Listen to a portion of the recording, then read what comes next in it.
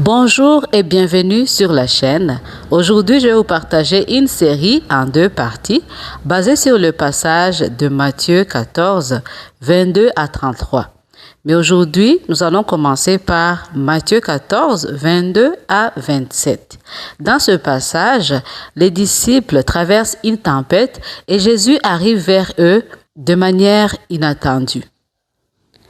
Et lisons le passage, donc Matthieu 14, 22 à 27, ça dit « Aussitôt après, il obligea les disciples à monter dans la barque et à passer avant lui de l'autre côté pendant qu'il renverrait la foule. Quand il l'eut renvoyé, il monta sur la montagne pour prier à l'écart et comme le soir était venu, il était là seul. La barque est déjà au milieu de la mer, était battue par les flots, car le vent était contraire. À la 4e veille de nuit, Jésus alla vers eux, marchant sur la mer. Quand les disciples le virent marcher sur la mer, ils furent troublés et dirent « C'est un fantôme !» Et, dans leur frayeur, ils poussèrent des cris. Jésus leur dit aussitôt « Rassurez-vous, c'est moi. N'ayez pas peur. » À partir du verset 23 à 24, on voit que Jésus envoie les disciples dans la barque, il les oblige de partir et il renvoie la foule pour se retrouver seul à la montagne où il commence sa prière. Alors ça nous montre que Jésus donnait beaucoup d'importance à la prière. Et cette fois-ci, dans ce passage, c'est une prière où il se retrouve dans un endroit où il n'y a pas de bruit. Et cela nous montre un exemple que nous devons aussi trouver le temps de prier. Mais créer le temps pour prier, parce que Jésus n'a pas trouvé le temps, il l'a créé. Parfois, il faut aussi, dans nos journées, couper les agitations, couper les sollicitations pour pouvoir trouver un moment de prière seul à seul avec Dieu. Parce que c'est ces moments de prière qui nourrissent le temps que nous allons passer avec d'autres ou le temps que nous allons passer à faire d'autres choses. Ce qu'on peut remarquer aussi dans ces versets, c'est que Jésus était en train de prier au moment où les disciples étaient dans la tempête. Alors ça nous dit que Jésus ne panique pas par rapport à nos problèmes. Quand nous sommes en panique, lui, il est en paix parce qu'il contrôle la situation. Il n'est pas surpris par ce qui nous arrive. Au verset 24, ça nous dit que la barque, déjà au milieu de la mer, était battue par les flots, car le vent était contraire. Alors, les disciples étaient dans la volonté de Dieu parce que c'est Jésus qui les a obligés de partir dans la barque. Mais malgré cela, ils ont rencontré les vents contraires. Des fois, nous aussi, dans nos vies, on peut rencontrer des vents contraires, des oppositions, malgré que nous sommes dans la volonté de Dieu, malgré que nous obéissons. Nous pouvons nous retrouver dans les épreuves, dans les batailles. L'obéissance ne garantit pas que nous n'aurons pas de problèmes. Non, on peut rencontrer des épreuves même en obéissant. Par exemple, vous pouvez quitter un emploi parce que vous considérez que c'est un emploi malhonnête et après, pour commencer un nouveau projet ou pour commencer un ministère, et après vous vous retrouvez sans argent. Et ça peut retarder d'autres projets que vous avez. Donc, malgré que vous n'avez pas péché et que vous avez voulu plaire à Dieu, vous pouvez vous retrouver dans les problèmes. Mais ces moments d'épreuve, ce sont des moments qui parfois nous amènent à dépendre de Dieu, à chercher sa face, à nous rapprocher de lui et à avoir une connaissance plus profonde de lui. Donc, ce ne sont pas des moments perdus. Nous pouvons aussi nous rappeler de l'histoire de Joseph. Joseph a refusé de commettre l'adultère avec la femme de Potiphar et il s'est retrouvé en prison. Il avait refusé parce qu'il ne voulait pas pécher contre Dieu et il ne voulait pas aussi décevoir Potiphar qui lui avait confié de grandes responsabilités chez lui. Et il s'est retrouvé en prison, mais la Bible nous dit que Dieu était avec lui. Il a vu la faveur de Dieu. Il n'était pas traité comme d'autres prisonniers. Et lorsqu'il est sorti de la prison, pour aller interpréter le rêve de Pharaon. Il a été nommé gouverneur d'Égypte. Pour quelqu'un qui avait été vendu comme esclave dans ce pays, on peut voir vraiment que Dieu était avec lui. Donc, quand nous obéissons, nous pouvons être sûrs que Dieu combat pour nous, que nos batailles deviennent ses batailles. Dans Ésaïe 43, 2, ça dit « Si tu traverses les eaux, je serai avec toi, et les fleuves, ils ne te submergeront point. Si tu marches dans le feu, il ne te brûlera pas, et la flamme ne t'embrasera pas. » Au verset 25, ça dit « À la 4e veille de nuit, Jésus alla vers eux en marchant sur la mer. » À la 4e veille de nuit, ça veut dire que c'était entre 3h et 6h du matin. Les disciples avaient quitté Jésus le soir. Donc, ça veut dire qu'ils ont passé toute la nuit en train de lutter. Rendus à cette heure-là, ils étaient fatigués, désespérés. Ce que je peux vous dire, c'est que si vous vous sentez fatigué, si vous vous sentez vraiment à bout de force et que vous n'en pouvez plus, donc vous sentez que vous êtes rendu à la 4e veille de nuit, rassurez-vous, Jésus arrive pour intervenir dans votre situation. La Bible nous dit que sa puissance s'accomplit dans nos faiblesses.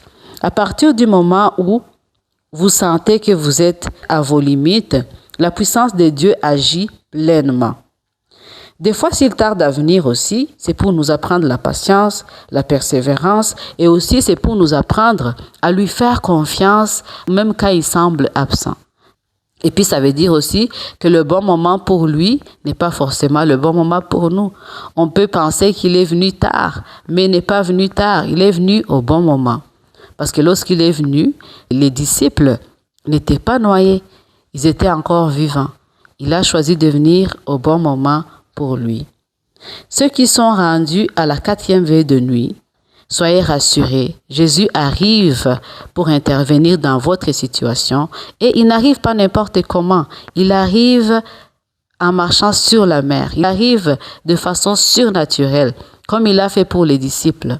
Ça veut dire que cette mer qui leur faisait peur, Jésus est venu en marchant sur cette mer, dans le vent, dans les flots. Alors, il arrive aussi dans votre situation en écrasant tout ce qui essaie de vous écraser, en dominant ce qui essaie de vous dominer. Au nom de Jésus. Comme il a marché sur la mer dans son autorité divine. Mais la question est de savoir, est-ce que vous allez le reconnaître dans votre situation? Puisqu'au verset 26, ça dit, « Lorsque les disciples l'ont vu venir en marchant sur la mer, ils ne l'ont pas reconnu. Ils ont pensé que c'était un fantôme et ils ont poussé des cris. » Est-ce que vous reconnaissez Jésus dans cette épreuve que vous traversez? Les disciples avaient peur. C'est pour ça qu'ils ne l'ont pas reconnu. Parce que la peur brouille nos pensées. La peur a tendance à amplifier le danger. La peur nous empêche d'avoir le discernement. Et c'est probablement pour ça que les disciples n'ont pas pu reconnaître Jésus. Pourtant, ils avaient passé beaucoup de temps avec lui. Ils l'avaient vu accomplir des miracles. Ils l'avaient vu multiplier le pain et le vin quelques heures avant cette tempête. Mais ils ne l'ont pas reconnu parce qu'il n'est pas venu de la façon qu'ils s'attendaient qu'il vienne ou même parce qu'ils avaient peur. Donc, pour ne pas être guidé par la peur, c'est de fixer les yeux sur Jésus plutôt que sur les vagues, les problèmes, le vent. Donc, les disciples fixaient les yeux sur le vent et les problèmes. C'est pour ça qu'ils n'ont pas reconnu Jésus. Alors, pour pouvoir reconnaître Jésus, c'est vraiment de lire sa parole, de prier, d'être dans sa présence. Ça va vous permettre de reconnaître Jésus dans votre situation. Vous pouvez aussi prier et dire, Seigneur, où es-tu dans cette situation? Seigneur, je veux te voir dans cette situation. Il va se révéler à vous dans cette épreuve, comme il s'est révélé aux disciples au milieu de la tempête qu'ils traversaient. L'autre chose qui peut nous empêcher de reconnaître Jésus, ça serait aussi nos attentes. Parfois, nous nous attendons à ce que Jésus intervienne ou réponde à nos prières. Il est Dieu, il est souverain, il va répondre à sa façon. Ce qui peut nous rassurer, c'est que il a un bon plan pour nous. il nous aime, il va intervenir de façon que tout concourt à notre bien. Alors, par exemple, des fois, il y a des portes qui peuvent être fermées. On nous renvoie dans un emploi. Et cela ressemble des fois à un abandon de Dieu. Mais Dieu fait cela parfois pour nous protéger, pour nous conduire vers quelque chose de meilleur. Parfois aussi, c'est quelque chose qui tarde, un retard dans l'accomplissement d'un projet ou d'un rêve, des blocages. Et nous croyons que Dieu nous a abandonnés. Nous commençons à être désespérés. Mais parfois, c'est que Dieu est en train de nous former, de former notre caractère, de nous donner la patience, la maturité, pour que nous puissions être capables de supporter ce qu'il va nous donner quand ça va être le moment. Des fois, les personnes vont quitter notre vie et nous allons interpréter cela comme étant un abandon, un rejet, mais Dieu peut permettre cela pour préserver notre paix, notre foi et notre destinée. Parce que lui, il va plus loin que nous et il sait que peut-être ces gens vont influencer négativement notre destinée ou affecter notre paix ou notre foi. Donc, c'est ce genre de situation qui arrive et on perçoit cela comme étant venant du diable ou comme venant du fantôme, alors que c'est Dieu qui est en train d'agir. Donc, l'important, c'est vraiment de chercher Dieu dans nos épreuves. La Bible nous dit, dans Ésaïe 55, 8 à 9, ça dit que nos pensées ne sont pas ses pensées, nos voix ne sont pas ses voix. Autant les cieux sont élevés au-dessus de la terre, autant mes voix sont élevées au-dessus de vos voix et mes pensées au-dessus de vos pensées. Et la Bible nous dit dans Psaume que les voix de Dieu sont parfaites. Donc nous devons lui faire confiance. Les disciples l'avaient déjà vu faire des miracles, ils ne l'avaient jamais vu marcher sur l'eau. Dieu veut se révéler à nous d'une nouvelle façon dans différentes situations. Et peut-être que dans la saison passée, il s'est révélé à vous comme étant le Dieu qui guérit, Jéhovah Rapha. Dans cette saison, il veut peut-être se révéler comme le Dieu qui pourvoit, Jéhovah Jireh. Donc, il faut garder l'esprit ouvert et laisser Dieu agir dans sa souveraineté et ne pas le confondre au fantôme. Au verset 27, Jésus leur dit aussitôt, « Rassurez-vous, c'est moi, n'ayez pas peur. » J'aime Jésus parce que même s'ils l'ont confondu à un fantôme, il a agi avec sagesse, avec humilité. Donc Jésus vient à nous, à notre niveau. Il sait où nous sommes rendus dans notre foi. Il a dit aux disciples, « Rassurez-vous, c'est moi. » Il n'a pas été affecté par le fait qu'on lui dit que c'est un fantôme. Non, il les a rassurés, il les a calmés. Et ça nous montre aussi que l'important, c'est la présence de Dieu. Il n'a pas arrêté la tempête tout de suite, même s'il avait le pouvoir d'arrêter cette tempête. Non, c'est pour nous montrer que ce qui est important, c'est sa présence dans les épreuves.